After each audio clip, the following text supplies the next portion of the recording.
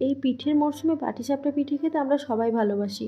আর কেমনভাবে পিঠের ব্যাটার তৈরি করবে বা ক্ষীরসাটা কেমনভাবে বানাবে তার সম্পূর্ণ রেসিপি আমি এই ভিডিওটাতে তোমাদের সাথে শেয়ার করেছি। আশা করছি তোমরা ভিডিওটা সম্পূর্ণ দেখবে।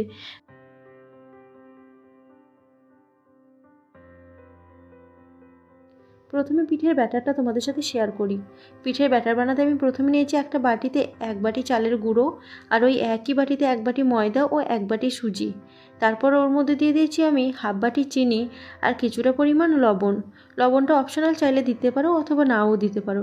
এরপরে এই শুকনো উপকরণগুলোকে আমি ভালো করে একবার মিক্স করে নেব। তারপরে আমি দুধ নিয়ে নেব, আর দুধ নেওয়ার পরে একটু একটু করে ব্যাটারটাকে গুলতে থাকবো। ব্যাটারটাকে ভালো করে গুলে নেওয়ার পরে বেশ কিছুক্ষণ ঢাকা দিয়ে রেখে দিতে হবে। আমি প্রায় আধ ঘন্টা ঢাকা দিয়ে রেখে দিয়েছিলাম। ব্যাটারটা আধ ঘন্টা রেস্টে রাখার ফলে সুজিগুলো অনেকটা ফুলে যায় ও ব্যাটারটা একটু ঘন হয়ে যায়।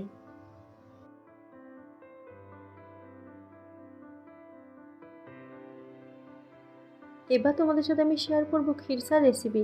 ক্ষীরসা বানানোর জন্য প্রথমে নিয়েছি পাটালি গুড় কিছুটা পরিমাণ। এবার শুকনো কড়াইয়ের মধ্যে গুড় দিয়ে দিলাম, এবার এটাকে মেল্ট করে নেব।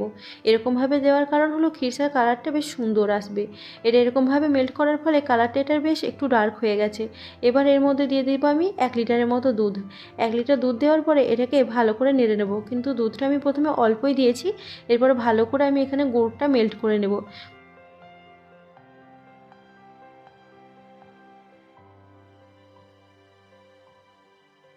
যখন গুড় দুধের মধ্যে সম্পূর্ণভাবে মিশে গেছে তখন আমি বাকি দুধটাও দিয়ে দেব, আর ভালো করে নাড়াচাড়া করতে থাকবো।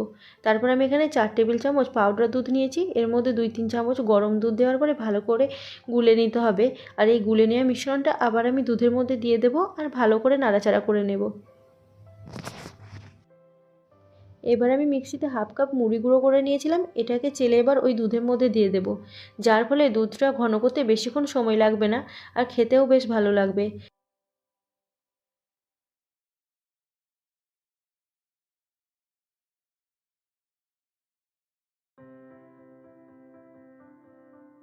এরপরে অনবরত নাড়াচাড়া করে দুধটাকে একেবারে ঘন করে নিতে হবে।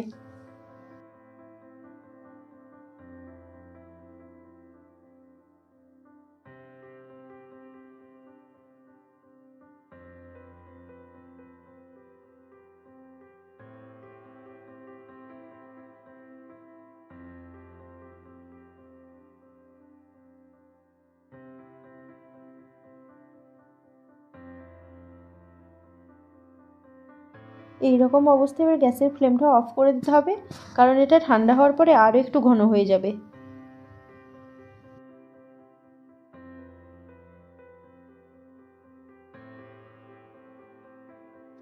এরপরে পিঠেগুলো ভেজে নেওয়ার পালা। পিঠেগুলো ভেজে নেওয়ার জন্য আমি তাওয়াটাকে খুব ভালো করে গরম করে একটু অয়েল ব্রাশ করে নিয়েছি। তারপর ব্যাটার থেকে এক হাতা নিয়ে দিয়ে দেবো, আর পুরো তাওয়াতে ভালো করে ছড়িয়ে নেব। তারপরে এটাকে হাই ফ্লেমে একটুখানি অপেক্ষা করব 1 মিনিটের মতো।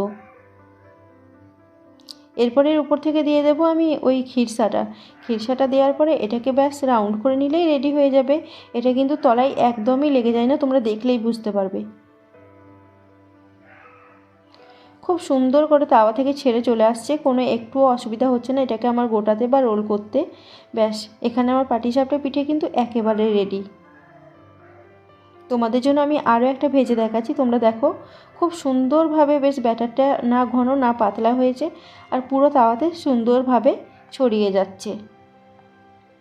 আর ব্যাটারটাও ঠান্ডা হওয়ার ফলে বেশ কিছুটা পরিমাণ ঘন হয়ে গেছে।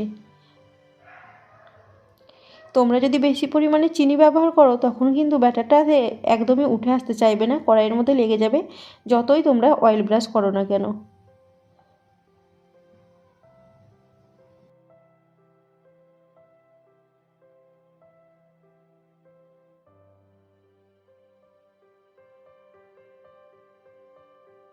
আমার ভিডিও যদি তোমাদের ভালো লেগে থাকে তাহলে আমার চ্যানেলটিকে সাবস্ক্রাইব করে আমার পাশে থেকো, আর সুন্দর একটা কমেন্ট করে যেও, যার ফলে আমি পরবর্তী ভিডিও বানাতে আরও অনেক উৎসাহ পাবো।